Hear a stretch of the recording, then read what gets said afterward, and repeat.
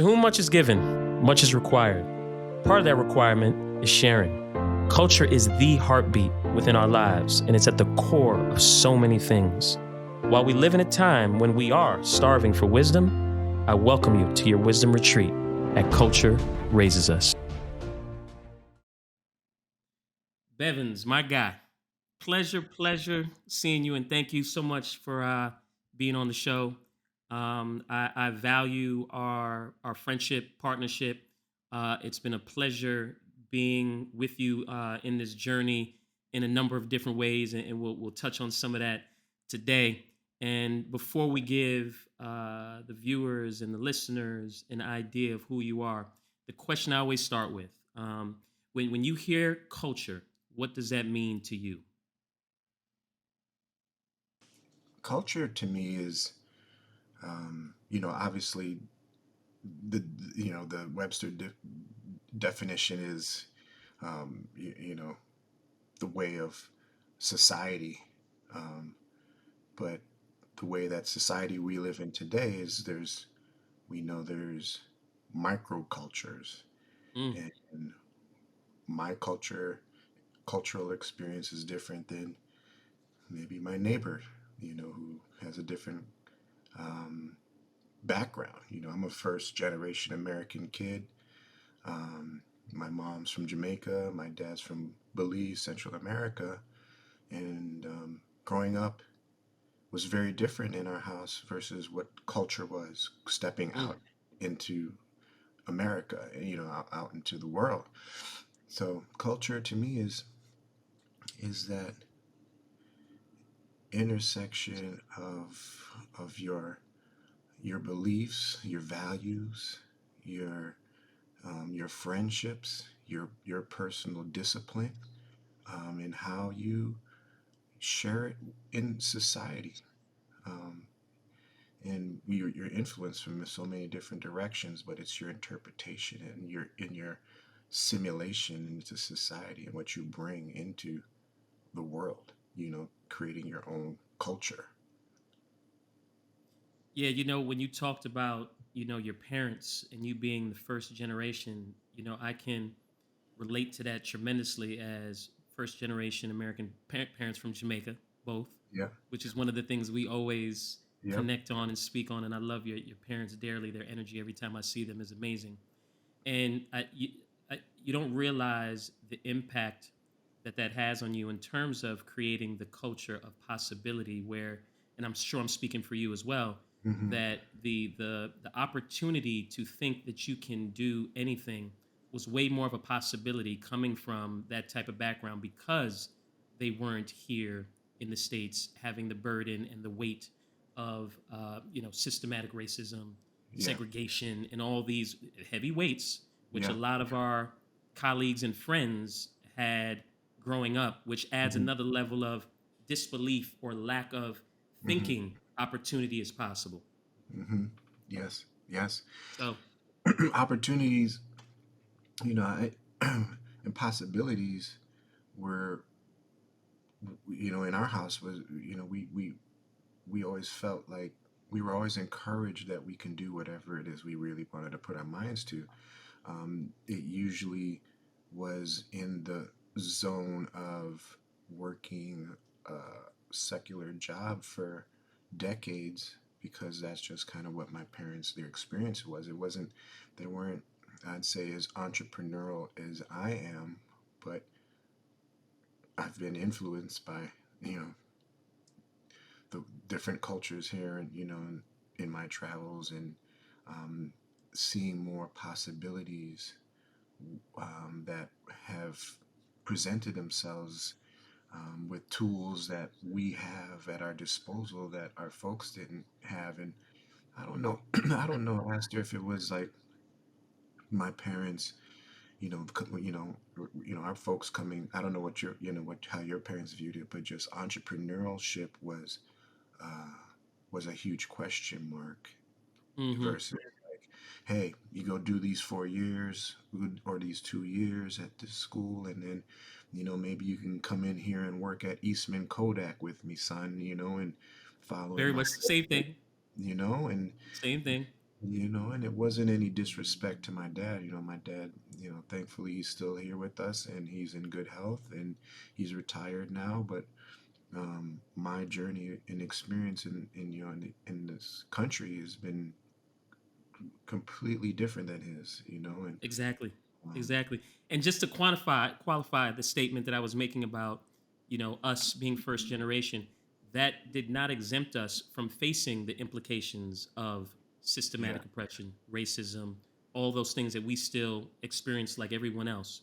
yes, However, the weight and the burden that has been there for many of our colleagues and friends and family whose family is from here was a lot yes, heavier, and it's harder for them to yes, push through that given that, right? So I yeah, just want to yeah, qualify yeah, that. yeah, But yeah, also, I too had the very same thing of, the parents came here, made a super way for themselves. Dad, yeah. an accountant, mom is a nurse. They Same. followed all the principles, right? No, no, it's the Mom same is nurse. blueprint, Yeah, right? yeah, yeah, Exactly. yeah, It's the same blueprint where they came here and knew if I work hard, I can make an amazing life for myself.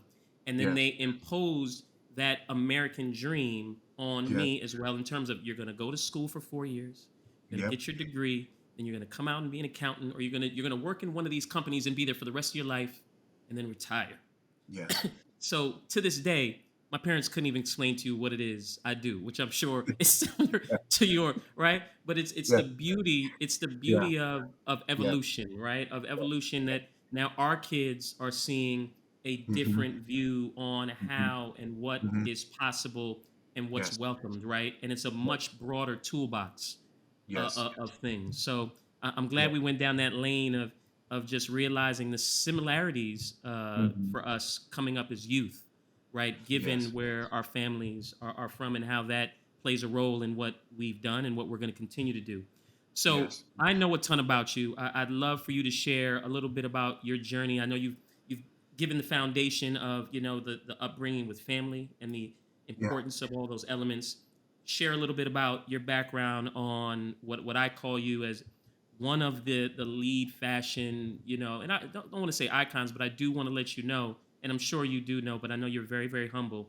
You're a significant player within this space. So I'd love for you to just share kind of your journey to date within this culture that has become a significant part of shaping the lifestyle culture that we live in today. mhm.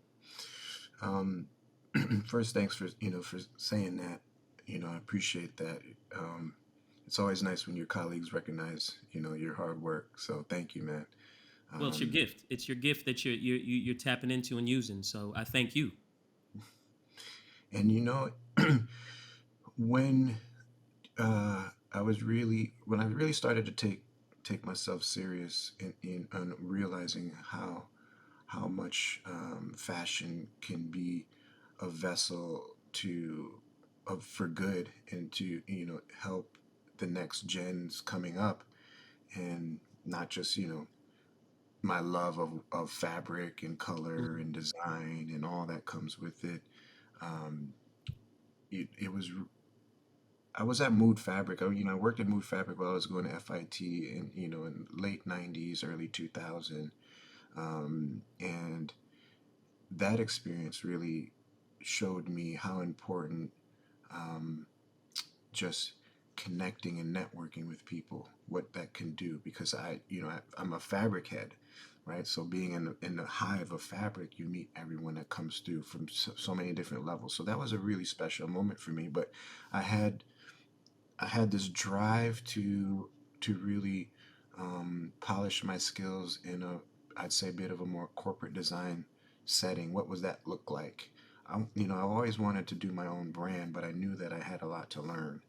Um, and so it was a random encounter that one of Puff's assistants was coming in to buy some fabric for Puff for one of the early shows that they were doing for Sean John. um, and I helped her through the aisles and, hey, why don't you look at this, and this can go together with this. And she's like, wait a minute, would you mind coming in and just kind of talking with us a bit? So they ended up hiring me right there on the spot. Jeff Tweedy hired me. He was like, you got to come in here and work with us. And I was like, I don't. I don't know Illustrator. I don't Right. know Adobe. Like I got this sewing machine and I Right. have these, I can get and busy with that. I Right. could I could put something together. And that experience and working with Puff and seeing so many black and brown faces making decisions and Mm, leading the company, not, that's different when you're, you have a seat at the table, yes, but when you're leading the company, the president, mm, the black man, and the energy in the office, the fun, the seriousness, the um, understanding of the business, I was just like, this is priceless. So it was a great moment, for me. And then that took me to other, this is, early 2000 Astors, like Rockaware and Sean John were just, they could do no wrong. So it's like, I found myself working at the Rock for a bit. And again, working with Jay and Dame and the influence that they had, it was just so inspiring to me to mm-hmm. sit there and watch what they were building from the music success, and then how it translated into, like, into their business, into their brand, and the freedom and the flexibility. I felt like I was at home between these two Mm-hmm. brands. Like, I was like, it felt like family reunion, where you just like, oh man, this is, it was just great experiences. And there was so many good brothers that were showing me, by this time are Mm, showing me, yo, you need to know this about, Adobe Illustrator. You need to know right. this about Photoshop. And I just was a sponge. I was just soaking it all up. And then from there, that's, I found myself working, moving from New York, my, I'd say, my comfort zone, because I had just my family and friends and just, my spots. And then I found myself working, being recruited for the Swoosh and being out in Beaverton, Oregon, and in Portland, Oregon. And it was challenging that first year for me personally, um, and trying to connect with the city and just all that it had, and just the pace that I was just accustomed to moving about through the And the city, cultural environment that and you the were culture. accustomed to moving around in. Exactly. And so I was like, I was like, okay, I got to pay attention in a different way here. Like, I have to really, my my senses have to. I like to think I'm sharp, just kind of, I could walk into in a room, and I feel like I'm good at just reading it. Yep. And I was like, okay, this is different energy here in this, in this new environment, and culturally what Nike was at that time. Um, and I felt, I don't know, it felt a bit, I was questioning myself if I made the right decision Right. for myself. Right. Honest, in all honesty, I was like, man, I've come across the country, picked up everything, changed, just everything that comes with relocating. It wasn't so much about, yeah, look at me, I'm at the Swish. It was more about, am I happy here? Like, because Right. for me, it's about my happiness, no matter where I Joy. am. It 1000%. doesn't matter. It just Your doesn't matter. piece. I need that. And so that was a good run. I had fun, and I learned a lot about, bigger corporate design, um, made good friends. To this day, we're here. Um, but Astor, I really, got to a point where I was really struggling, and I was like, Yeah, and I saw that, and that's not a reflection on you as an individual at all. If I may interject on your yeah, story, as you're walking people through, I want to say having you in the building was part of God's plan of you being able to go into an environment and not have an environment change you, but try to help change an environment, yes, right? And in yeah, times like that, it requires a certain level of strength and perseverance, mm-hmm, which is going to come with a great deal of questioning, am I in the right place, because it feels so yeah, off.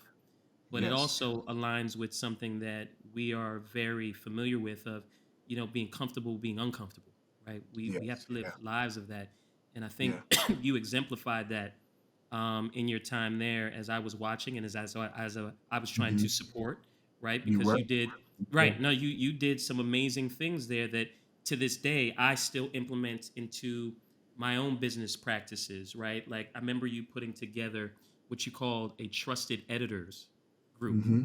right? Yep. Of people that you gathered from different disciplines, different worlds, and you'd Hmm. have them come in and talk about the collections, talk Yes. about the Yep. market. And I thought that was Yep. one of the most genius things. And it was so smart because what you were doing was you were pulling the bullseye off of you and Yes. putting the bullseye on multiple voices that somebody couldn't shoot them all down because they were Yes. coming from different places, right? So it was a smart way of empowering your Yeah. vision. So I will tell you, man, in that time while you were going through that period of what you deemed a struggle, it was really tremendous growth and a tremendous help to moving a culture. So I'll stop there and I'll come back to some other things, but I just want to let you know that. Thanks, brother. Thank you. And you were one of the trusted voices, few voices between you and Trevor Edwards that, I just regularly would just, I needed to just check in and just be like, hey, this Hmm. is where I'm at.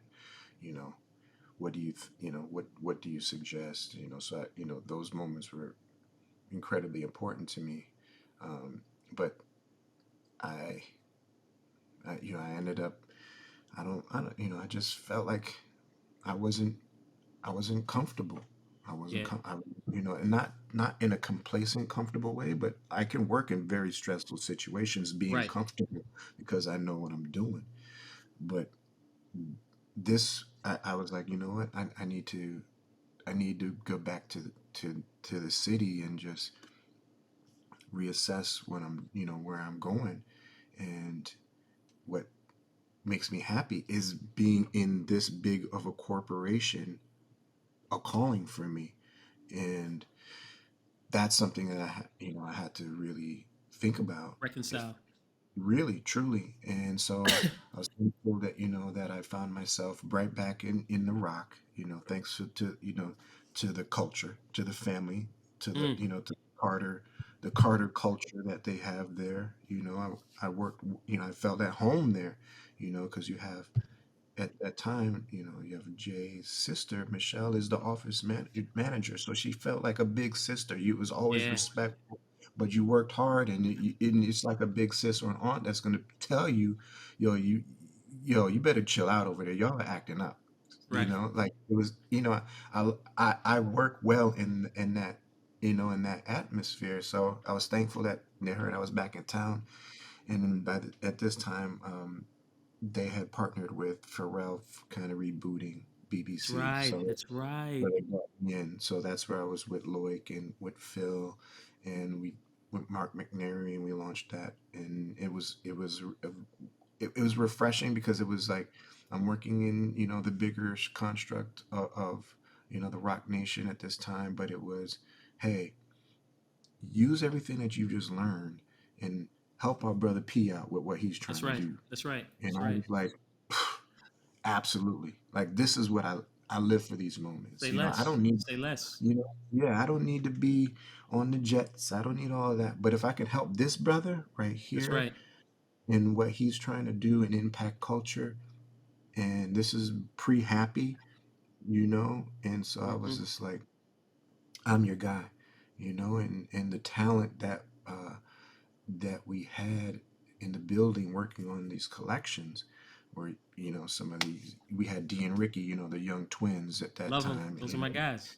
Right, so we had these young creatives that were just always in and out of the office and picking our brains or spending a week, and just we're sharing with them, and then they go off and they do their thing, and it's a That's collab, right. and then P would wear something, and then it was gratifying for all of us to see it, come to life, and there was no real politics. It was just like, Yep. this came from this idea. We were just riffing, and then P's rocking. So it's like I needed that. Absolutely.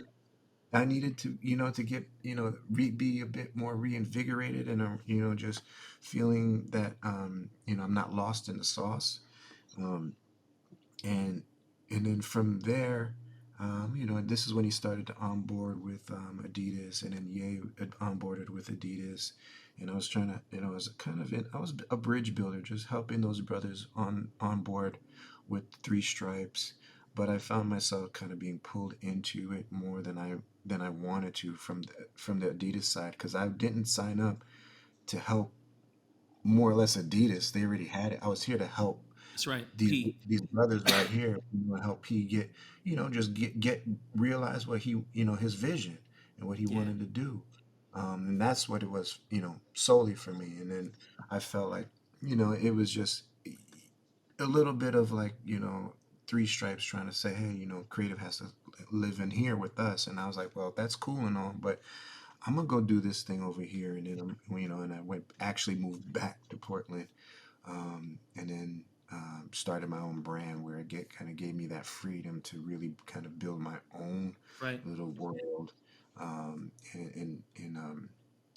that was a great run for a good 5 years or so.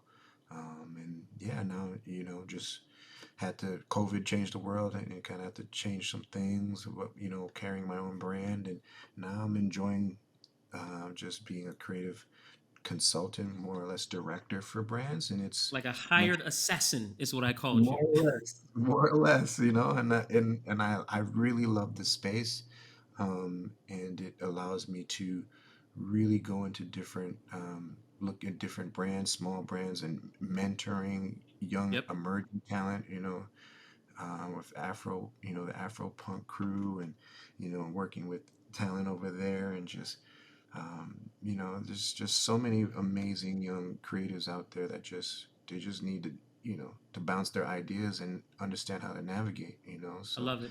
I love it. yeah.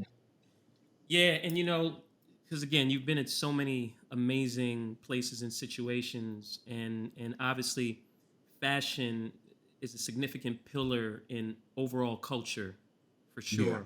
And Yeah. I'm wondering, was there ever like a particular moment when you realized how big and instrumental fashion culture was to overall culture? Was there a moment I call, and you actually said the word already earlier, the intersection? Do you remember when Mhm. that point was for you, or were there points? there was there was points, I'd say. Okay.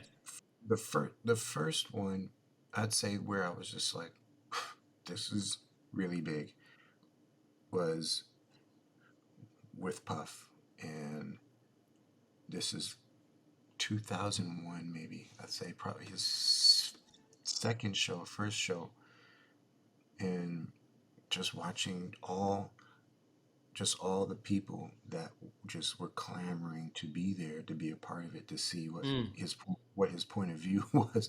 I'm talking, old white guys coming in the powder blue velour suits. right. I was like, yo, you got some old white guys from Long Island. I don't know how you're friends with these guys. Where you cross paths with. You never know what with Puff, but Right. didn't. But it was just like, man, like, and and they love what we're doing. Mm-hmm. If it was just interesting to see how much that aesthetic was just embraced.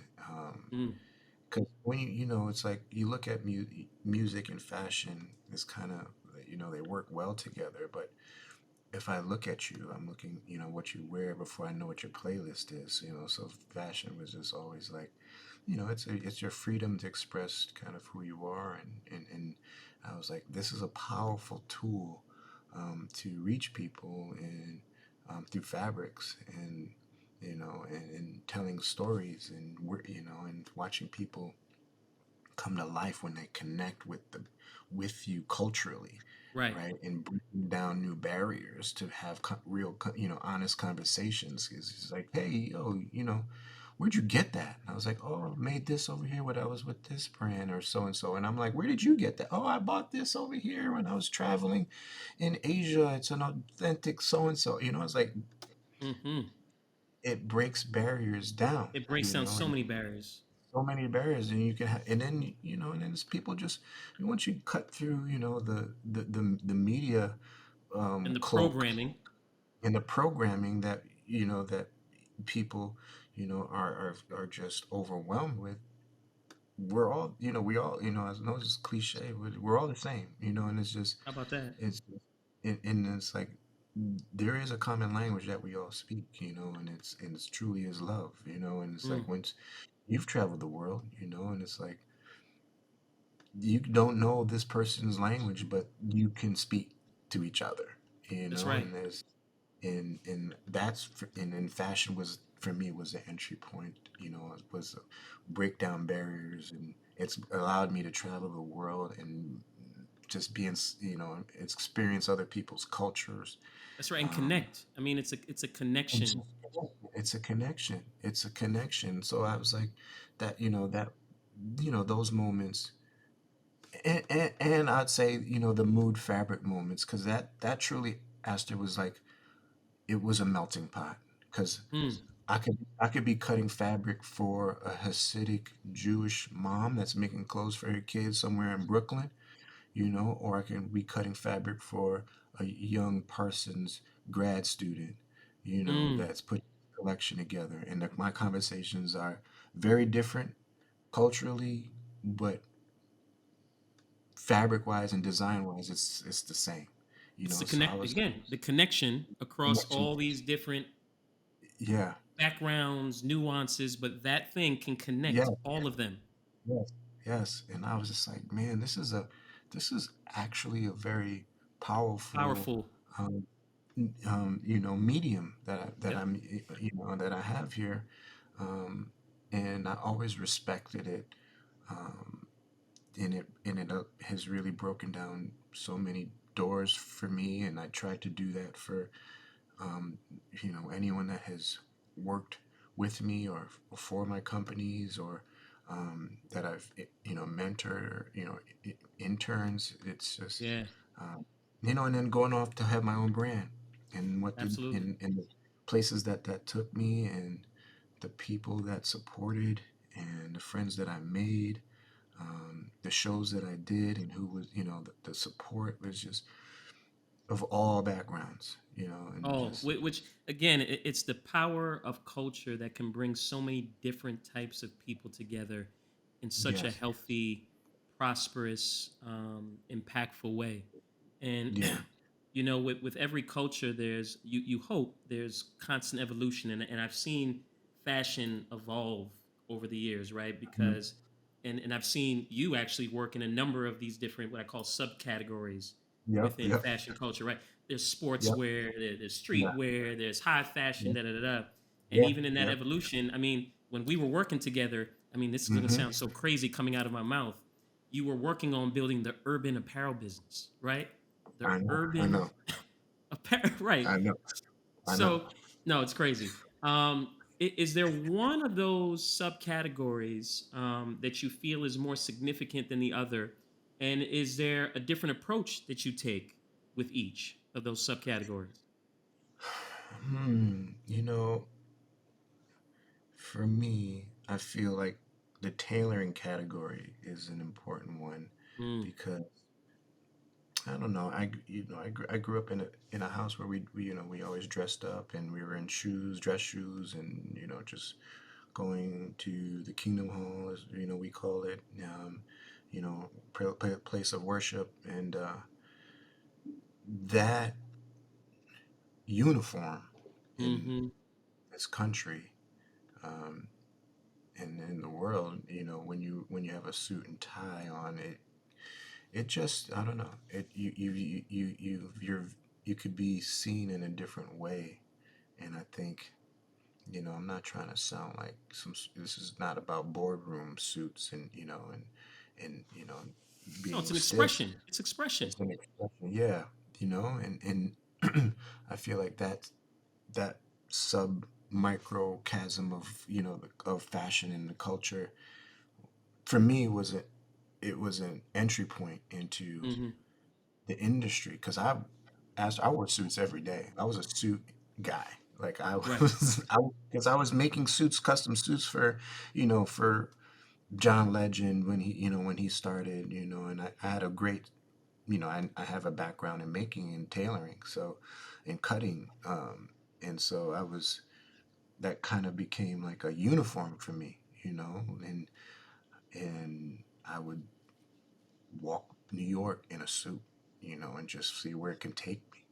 With a I might not have had, had a couple dollars or pennies to, rub together, but I was like, I, I can walk into any place if and it was just it was the psychology of it, I think, for me, and how that kind of cloaked me in, like, I don't know, in just like a in a different light, I'd say. But that Uh, that comes from your upbringing too, though, right? Because wasn't your yeah, grandmother like a dressmaker? Like, didn't you come yeah, up? she did all the suits for the grandkids growing up. Like the suits, the gown, the dresses, for all the grandkids. So it's like So I this was just, just this falls within all that. Like, I could see why you say yeah, you wore nothing but suits, because that's the environment you were around, of the craftsmanship from yeah, your grandmother of sewing and putting these things together.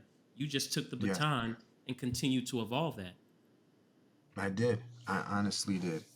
And um, yeah, I don't know. Maybe it gave me a bit of like of that family confidence, That's right. because it's just um, we were always kind of buttoned up, more or which less. is which is so interesting, because coming from that, now this question has even more depth for me in asking you, how do you go from that to then defining your positioning as being the Yeah, intersection of fashion and technology, like that? yeah, yeah. How did that evolution then take place? I was working. I'm working for these brands, and I'm wearing either blazer or something. I was just like, shirt with no tie, but it's buttoned all the way up to the neck. I was that Right. guy, and it just it brought me into these brands to work on different things that weren't, like, I'd say, the main collections of these brands. They're like, this guy's different. He's got a different point of view. So let's align him with something that, that's a little bit more on the edge for us, that we're trying to get going. And that took me into different places. And then I find myself, I love sport. Growing up, my dad was, we got soccer and tennis and cricket going on, and so it's always like a sport element to me, and I'm athletic. We're both tennis players, you and I, so it's Mm-hmm. like that sport, and that's a sport of where you can dress up too, and Get fresh. No, you're right. fresh, right? So um I'd say it was it was bringing my aesthetic into those worlds, Spaces. right? Into the sport, into the technology, my understanding of what it means to build a garment, and the parts that you, to the outsiders, don't see, but I know what's going on behind that lining. What that, Mm. the finish, the clean finishing that has to happen before you close the garment up. The inner workings.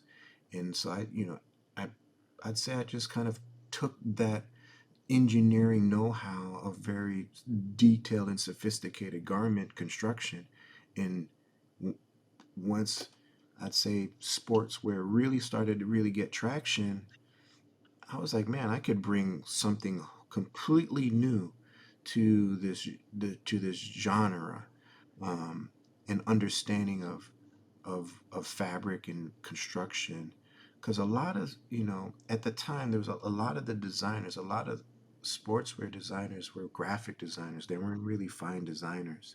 Mm-hmm. You had them sprinkled throughout, but a lot of that era was graphic driven garments. So a lot Mm-hmm. of so I'm sitting with a lot of graphic designers, incredibly savvy on different programs, and Photoshop and Illustrator. But you want to talk about putting, why does my sleeve look like this, and why is it not falling right? So I became like kind of a go-to in the sportswear settings, as like, Mm-hmm. yo, you go talk to Chris, because he's super technical with this stuff. That's He right. can tell you he That's the could tell you tailoring why. element. That was the tailoring element. So I came in from a different point of view, and it gave me an edge, Astor, Absolutely. as I embarked in the the groundswell of sportswear in sport culture, what was happening. Hmm. um, and and I enjoyed it. I enjoyed sharing, what I had learned and connecting with the, I found I found like the product developers really loved me because they're like, oh, they're like, you understand our pain, and I was like, Right. yeah, You're I'm actually doing some of our job. exactly, and that was like a very common theme. So I had, as I and I just, I love technology because I feel like the tech part of our brain and the world we're embarking on, we need to, and we need to find ways to implement it in the fashion space, Yeah. because I feel like it's a, it can really, I'd say, propel the industry a little bit further because there's so many other industries have been influenced, from By automotive this to industry in this culture. by technology and the, Yeah. tech culture. And fashion is, it's slow adopting, but so much voice in the world, Right. so I So was, with that being said, would you say that there's a golden era for fashion for you, that's different from the intersection moment or different from that moment that you were just talking about in terms of sport culture? the golden, man, that's, huh. And that's a very Yeah, yeah, subjective question, obviously, right? yeah. And I think, for me, the golden era was just like that. I really would say that time at 2004 to 2007, a few years Hmm. there, just inside the swoosh, but what was happening from Japan Yes. with Nigo, um, and what you guys were doing on the footwear side, how I was trying to catch a wave with you guys to tie in, because Nigo was doing it on his own because he controlled his own kind of ecosystem, Yep. but I was trying, so I was really, I found that that era was really, it changed a lot of things. It pushed it in a different direction, um, and the Ye influence at that time, with the Yeezys and this, just aesthetic was changing. Um, Hmm. we were graduating from, you know, I'd say the blazer and slack with sneaker look, and it was really more. I have a really clean hoodie here, and they connect with, with my ones, That's right. or It was and the it was like, hookup. The hookup. it was a it was an era of hookup that Yep. it changed everything. It was Right. changing the conversation, and every brand wanted it. Every brand wanted it all over repeat. Things got more daring. Artful Dodger was pushing, with Scott Langton, who was an ex Sean John design Alum. director Nice. and alum, and what he was doing all over printed. Niga was doing it. So it was just like people were identifying with brands that kind of had a similar personality to what they were aspiring to be, Right. a little bit more Which is kind of, loud, a it's little. funny that you make that statement. I feel like now we're in a similar time where consumers are looking at brands to represent the things that they want to see change in the world as a means of Yes, supporting them, which is a very similar yes, correlation. yes. I love how you caught that because that's what I feel is happening right now, and from plugins where you can find and shop sustainable brands, Hmm. like, it's happening right It's now, happening. and um, just even just my daughter, at 15, and her friends, and they want to get dropped off at Goodwill, versus like going to the mall.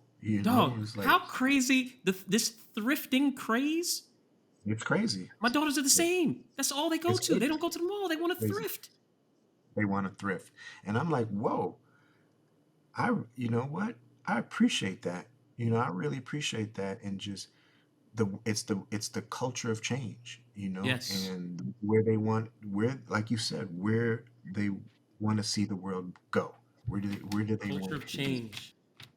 and it's really really special to see it. And I don't want our generation to be the boomers of their generation.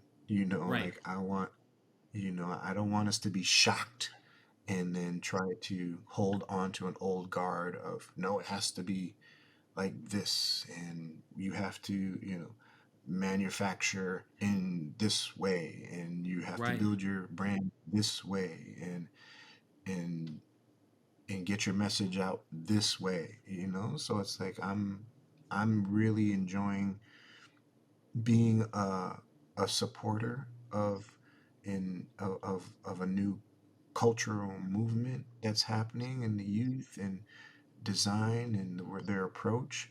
But also, I enjoy being kind of the vet that you can come to, and if you That's you know, right. and because I'm learning, I'm always on a journey to Well, learn. we should always, absolutely, we never stop learning, and we're always a work in progress.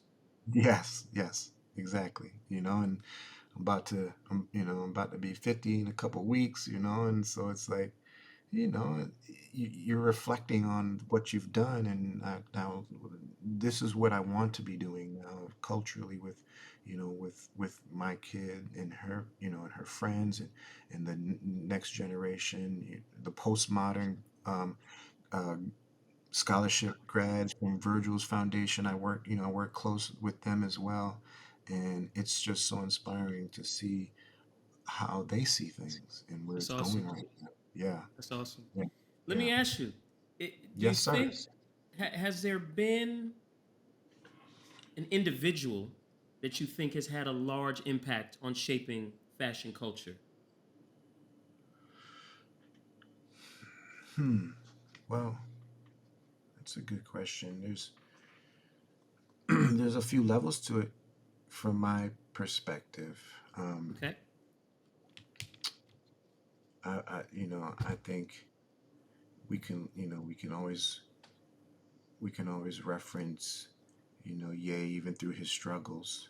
Mm-hmm. He has had an impact fashion Tremendous. wise, culturally, using his music and his platform. Granted, wish he would be using it in a different way these days, but that man has his own journey that he has to, Mm-hmm. that he's on. But I will say, there was a moment in time where it was just like, man, this is powerful. This is powerful. What he, how he's shifting it, um, and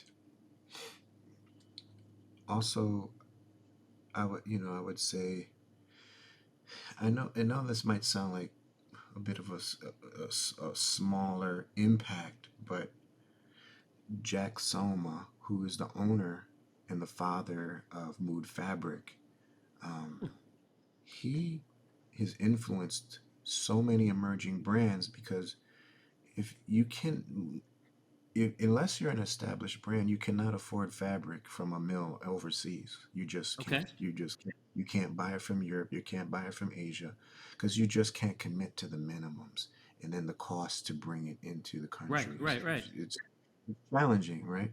But what he has done is he has built a hive for young creatives to go and buy a season late, a season off of fabric from major brands.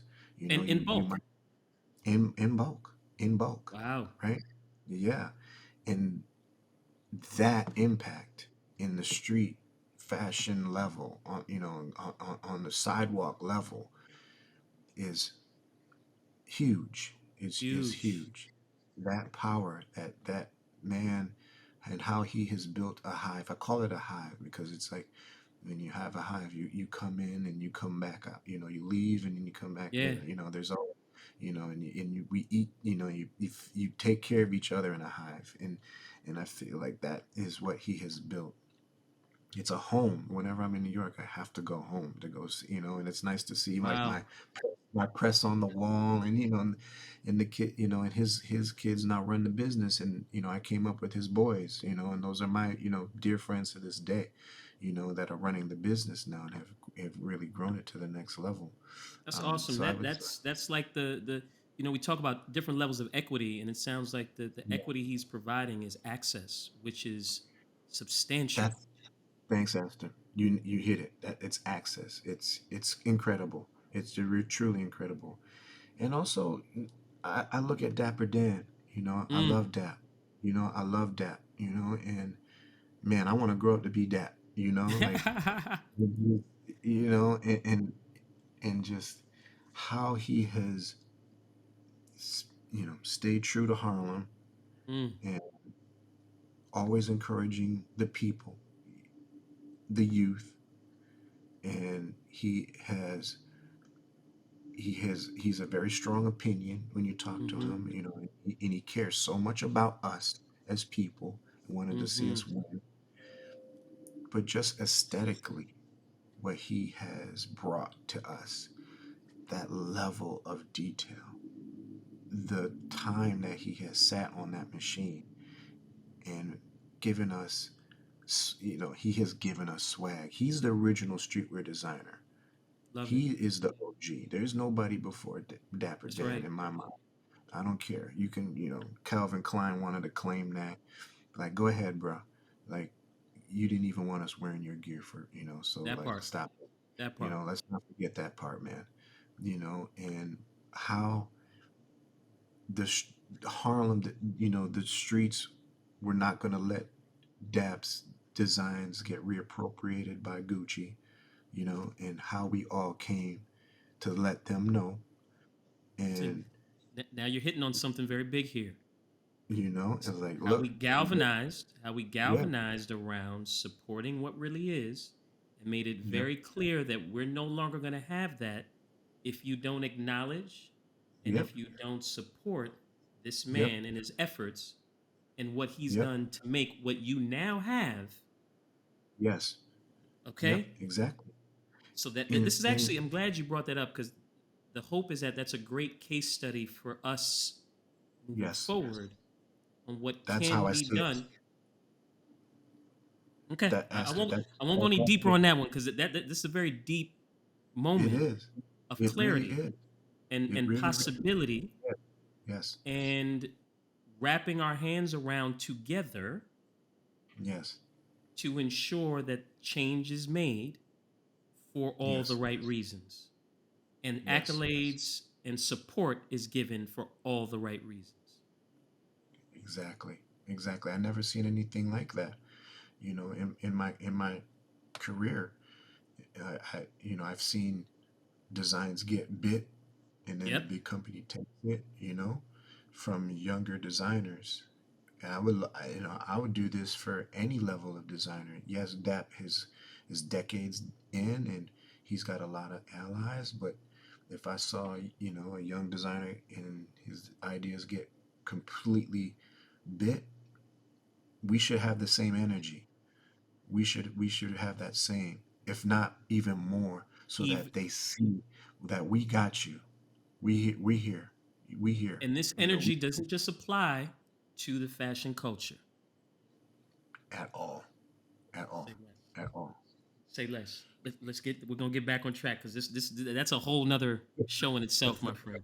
Yes, it is. Um, so, we always talk about white spaces, right? Like for growth Yeah, and advancement. yeah. Do you see? Is there one that you see in particular within fashion culture? It's the dissemination of resources. Mm, We need a platform where it's like Astor wants to build some product. You can go and maybe log on, create a profile, and you're in a platform with other creatives. Some might have more experience than you, and some are really, really just getting started. But it's like, where can you go find talent to help you build something in the mm, apparel space if you don't have a network, right? You're gonna go fish LinkedIn. Most people right, on LinkedIn are looking for a really big 9 to 5 job. right, Facebook, you're in a sea of conspiracies, you know. right. And Instagram is everyone is just a flex, right? So And I you're would not talking love like an for atelier. You're talking about like yeah, real conversations and resources available mhm, to. Okay. Yeah. Yeah. So if I can create a profile, like let's just say we create profiles in this new platform, and it's like I'm gonna search fabric mills. Oh, Hmm. there's one here that specializes in low minimums, and they have worked with these brands. I can see that they have an intersection with these other brands. So I can, I trust that. Or I'm looking for a graphic designer that can help me with making socks. I need some artwork and I need a sock vendor.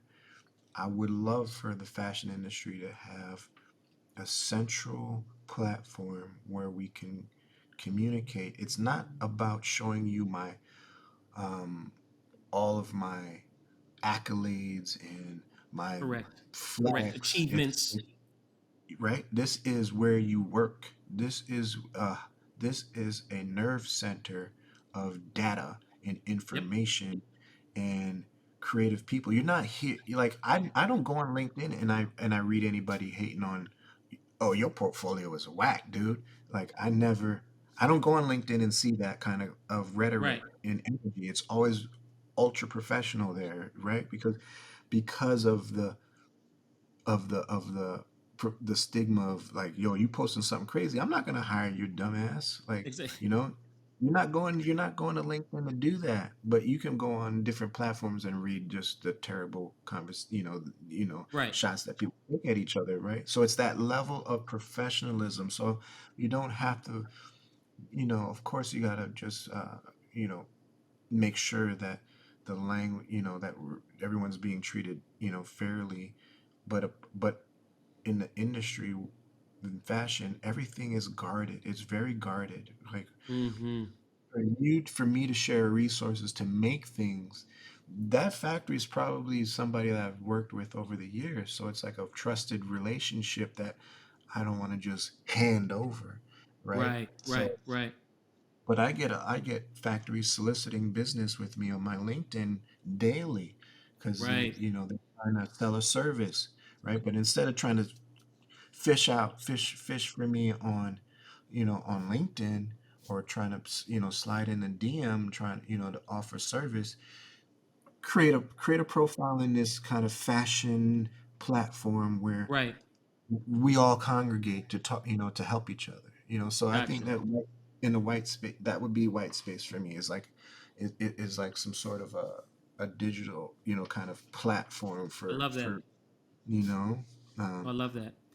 As I'm as not a to just. collaborator, and somebody who's built teams and worked on teams, what are some of the like red flags or like what I call non-negotiables for you as it relates to who you work with? If you have no patience, Mm. and and you're easily irritated, when when create when the creative cipher is in a moment, in motion, because that tells me that you believe that you are better than all of us here. Like, you have you cannot add, you want to take away. Mm. Patience is in these, like the patience is, to me, is aligns with empathy and Yep. good listening. Yep. um, and I find folks that have kind of joined our worked for me at times, or we've worked together. If you're impatient and you're so quick to just want to walk away from it, and just you might get it done in your own world, but it's like in a team atmosphere, you have to be patient with the next person next to you, Yeah. because they might just have the answer, The answer, you and you know know. what? In creatives, even more so, you have to be patient because you You just all are do. constantly thinking, evolving, Yes. developing, Yeah. pushing for the Yeah. betterment, right? And it's Yeah. finding that place of when we feel like it's gotten to there's nothing, there's no perfection is not a Yeah. reality, right? But there Yeah. is a space where we all feel really good about where we are, but it comes with having an openness to patience. And I'll never Yeah. forget when I had the Mhm. pleasure of working with Beyonce and her team and Mhm. pulling that brand together. There was a meeting in Mhm. particular where she Mhm. just in the middle of it said, "I am not looking to create a culture of rush and compromise." See, I love And that. no, Oh, dog, it hit I it. gotta write that. Listen, man, it hit so Mhm. hard, Mhm. and you might have been able to hear a pin drop in the room because it was so Yeah. poignant. It was so timely. It Yeah. says so much while saying so little, right? Yeah. And it was Yeah. really like what we not gonna do is Yeah. rush through just to get something done for getting done purposes. Exactly. It's we're gonna be thoughtful. Yep. We're going to do what we need to do to make sure this is right. And Yes. from that moment, there was a Yeah. different tone and approach to Yes. things. Mm-hmm. And so, as I hear you say patience, it totally took me back to that moment Mm-hmm. Yeah. and thinking of how you creatives think. And it's so Mm-hmm. spot on. And you need partners to work with creatives who can understand that. You just do. You just Yeah, do. And and that's just, in my experience. That doesn't mean that you're lazy. Like patience is different. Your patience, you're still motivated, and you got to be a motivator, right? When you're in the leadership role, but you still got to have some patience with people, that's right. and and some you just got to nurture a bit different. But Yeah. I've seen amazing things develop, and people um, take you know their trajectory change. So Changes it, the trajectory for the people, for the brand, yeah, and the engagement with yeah, consumers changes yeah, significantly. Agree 1000%. truly, 1000%. truly, So now your Fila collaboration is that one of your yeah, pieces right there? yes, sir. You know it. Shameless plug. Shameless plug. Yeah, you can lean a little bit more. Now, I remember, with that collaboration, you mentioned that like the design inspiration came from the reality of what people were going through, right, or went through, Yeah. and people were in need of something that was uplifting with energy, Hmm. that would Hmm. kind of provide a total mindset shift. You thought for athletes. How much do you think like real world cultural issues play in your approach to design? And do you think does each collection need to ladder up to something bigger?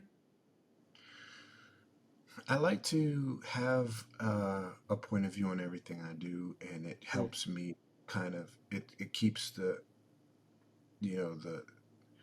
ship pointed forward, and just steering clear of the rocks. Um, it can mean something something to everybody else. They interpret art differently. Um, but for me, it's like COVID was on top of us in 2020, and and it's like the world slowed down. We were all, people were just at each other, for all different reasons. George Floyd being murdered, and just media on top of us. And it was like, I think there was some sort of study that it was like, tennis is the best sport that you can play during during lockdown because it's social distancing. You can just be That's on the right. opposite end of the court, and um, people were even putting little marks on the tennis ball so that they didn't touch the same tennis ball that the opponent touched. It was like it Yeah. got down to that. But tennis was one of those sports where they're saying, "Hey, it's great," and my wife was on me like she's like, "You can't be going out doing anything, but you can go play tennis," and I was like, "You Tennis. know what? Actually, I yes, can. that's Okay. exactly what I'm going to be doing." That's dope. Uh, and so I really, I really wanted to approach this a bit different on putting this capsule together, and I wanted, with Fila on the platform with Fila, they were really kind to let me do it the way I saw it in my mind's eye, and the color stories that I brought. We kicked it off at Indian Wells. I want to say in March. Um, So I brought a lot of color. I wanted it to be vibrant. I wanted to feel like when you put it on, you could float across the court. You could, you just Alive. after just yet alive. Um, the color stories were pulled from nature, from bird feathers. Um, I was using graphic lines of motion, showing kinetic energy and almost mirroring your muscle sinews in certain places to really show the movement. Um, and um, the response was just tremendous. Just how people felt when they were putting it on, because we took over the Fila tent on the compound at Indian Wells, and I don't know if you've ever been there, but it is a massive grounds of just tennis people On that just steroids. on steroids, and they're all they're marching, singing to the tennis gospel there, Mm. so it's, and then you have all the pros as well. And man, Astor, this was the first time I ever signed an autograph, man. I was just like, Are you pe- serious? That's great. I That's swear, funny. it was hilarious. I didn't even, I was just taken aback by it, but I felt like my mission was accomplished, because all I Mm. wanted people to do was feel good about Good. themselves and to Mm. feel healthy about themselves. Mm-hmm. Um, I, I was, so this was 2021 when the collection dropped uh 2021, yeah, 2020, 2021, no, 2022. Oh my I think goodness, it was 22. Yeah, 22. Yeah, I started it fall of 2020. that's right. I started designing it, and then we pushed it to, yeah, oh my gosh. Look at So it that. was, Time is flying. Time is my goodness, flying. my goodness. And so, yeah, so we pushed it to 2022, to this year. And I want, people were starting to come out a bit more this year, earlier this year. So But last people year, would, because we're 23 yeah, now. Yeah. right, basically. And so folks were coming up to me in you have the big tent on the compounds where it's you're going into the Fila store, you're shopping in the Fila store here.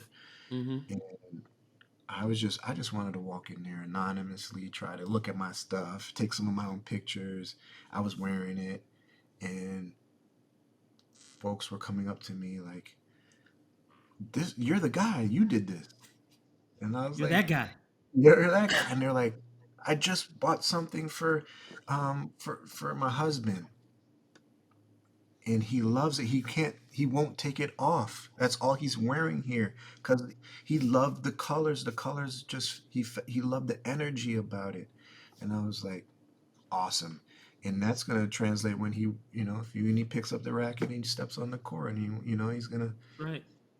have a little bit more of that, that swag. That's, and that, to me, I felt like I did my job. This is exactly what I was hoping to hear, because not, not every day you get a chance to interact with folks that are shopping, looking, in with the brand. That's Like, right. yeah, I've passed people on the street and they're wearing something I designed, and I've ran up on them like, yo, Right. you know, they think you're crazy, Yeah, a little. but It's a little odd. A little a odd. little odd, a little odd. But in this setting, it was, it felt comfortable. I was comfortable just talking with folks and like, hey, That's awesome. and you see it on, you see it all through through the compound, that, for the 10 days of the tournament. And I was just, all the feedback and how people felt. I was like, yes, this is what I was hoping for, because we've been going through it, and I wanted to uplift. So, That's dope. it was Your purpose. Your like, purpose. You're locked into your purpose, bro. I love it. And I can remember you've always been like a spiritually grounded individual, right? And I'm assuming that's a reflection of your amazing parents, like I said, who I love seeing all the time. Where does your faith best serve you in this life journey you're on? man, that's a great question. Um, I've boy, for me, it has been a protection. Mm, Um, it has been a protection to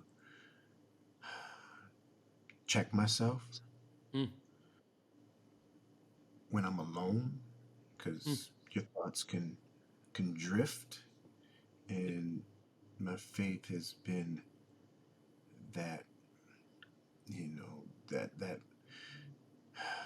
deep in in my soul, um, a safeguard, just to just, hey, you might be going too far. Mm-hmm. You're, because you think it, and then you act on it, Mm-hmm. and um, it has helped me in stressful situations to show some grace to people, Mm. Hopefully into um, yourself. and to myself, and to myself.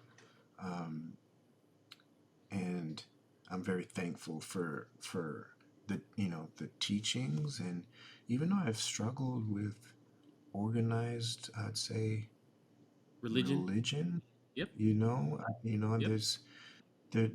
I have, and and I know, and real I've had a real, tough conversations with myself, my spouse, my folks, and family members, and dear friends, and and just I carry a belief in spiritual belief in a creator and a connection with with humans in this world we live in. But I have struggled with just organized religion, but but my faith in what I believe in has helped me to really to stay firm and to not compromise myself. Mm-hmm. And look, hey, if I have goals, Yeah. and if it just takes me a little bit longer to get there because of what I believe, I'm okay. I'm good. I don't need instant gratification. No. I could plant the seed, and I love to water and watch it grow. I spend a lot of time on a farm now. We got a Yeah, little bit that's of right. land. That's So I've right. been doing that, and that can really humble you and just keep things in perspective. Like, you Of plant the time. seeds. Like things It's take time. time, Time. and you Right. hit on one of the analogies that we use often with this platform of what are the seeds that you watered, what are the Hmm. seeds that were Yeah. planted, because I also think we're in a time where this generation, the younger generation, they look at the end goal and they think that Yeah. that's supposed to be the immediate goal. They don't see the Yes. journey Yes. to get there. And that's why individuals like yourself sharing your journey is Yes. the insight that I'd like to share with people to show that there's a body of work, and that's the real work that took place Yeah. to Yes. get to where these individuals are today, or to get to where Yeah. these cultures and these environments are today. There's a substantial amount of things and seeds Hmm. that were Yes. planted and Hmm. watered throughout. Yes. And what does that Yes. watering look like? The watering looks different for everything. Yeah. So the way you just sum that up is the essence of why this is so critical, to provide that insight Hmm. and that reminder Hmm. of it's the body of work of watering seeds that then Yeah. grow into these amazing experiences. And Yes. as I look at you, you're a reflection of that. You speak to it. And would you share if there were three seeds that you would want to leave with stewards of culture, whether it's fashion or the culture or what have you, Hmm. moving forward? What would those three seeds be? Well, first, you are a seed into yourself, right? So you Ooh, have to take care of your own chi, right? And water and nurture yourself, because we come from the dirt, and we will return to the dirt. And hmm, so I see myself as a seed, and um, it's important for me to water myself with, I don't- and what does that look like? If is it right. family? Is it Love that. is it my um, is it my me time being on the tennis court, or Right. um, if it's my time, with um, my dear, family, close family, or cousins, or friends, um, literature that I read. That's just, or if just going for a drive and listening to my favorite song, my album, That's and right. just by myself, with the window Right. down. You need that. You are the seed. Mm. Granted, you and I, where we, our trees have some knots on them, and we got more Mhm. rings on our tree. We have branches now, and and our branches create a canopy for some people, like our kids, and Mm. and maybe our family members. They're because we've been we've taken on the responsibility of of safeguarding and being a shade to people, and Mm. being an artery for people. Um, so that would be the first for me, seed wise, like looking Love at that. self, and um, that next seed is your. I know this might sound a bit crazy, but your social media is like a it's interesting Mhm. how much of your digital footprint Footprint. dictates kind of where you're going in your career. you know I don't know if that justified as a seed, but it's No, I when love it. like, what I'm saying, Astor. It's like you really, that's a big part of your now of our portfolio. Mhm. I'd say, um, and the seeds that you plant out there. Yeah, it's digital, but it's your voice. Now, Mhm. I just go digital route because it's like everything you say so much on your platforms, on our platforms, is as people in our industries and what have you. Um, So it's like, what are you putting out there? That's right. What are you planting? And you know, I'm maybe I'm not the most active on mine, but I'm more of an in real life type of Yeah. Yeah. Yeah. Yeah. person. That's just me. But the power of our digital voice is really important, and I stress that with students, and with um, anyone that's coming up that might intern with me or what have you. Like, just pay attention to what you're planting and what you're That's saying, right. because That's right. you reap what you sow. That's right. And for the third seed, I would just say, um, I don't know. It's really about your your family. For me, it's like, is a seed. And my Mhm. daughter. This those are those people in my life are um, just so important to my health, and my Mhm. mental health, and how much we look to each other for guidance and for support. And now, as a dad, and in watching my child, watching her as she develops and Mhm. grows. um, it's like, it's a seed. She's a seedling, That's right. and she's an extension of me, and the impact in the world that I'm having now. We're talking about it in what her world, and the impact that she can have. and That's right. and one thing she says is like, it goes back to what you were saying, but she's like, Dad, I wish I could just download your brain. And I was like, well, it took me decades, babe, to get here. That's right. I'm That's sharing right. with you. I'm sharing it with you, but um, it's that kind of that generation of like instant gratification is quicker. Yes. It's a quicker return for them. Microwave. We come from the oven. They are I microwave, open it bro. up, 30 seconds. 30, 20 seconds. 20 seconds. That's right. So it's like, um, that is, that it's just, for your family is, a seed. So it's like No, I the love it. season, you know. Love it. But thank you, my brother. Well, look, I want to thank you for a number of things. First, the time, uh, first, and then for sharing, and then for being an amazing example of being a vessel for purpose. I want to applaud you for that as you continue to do this great work, both personally and professionally. But I just want to let you know that you're appreciated and valued, bro.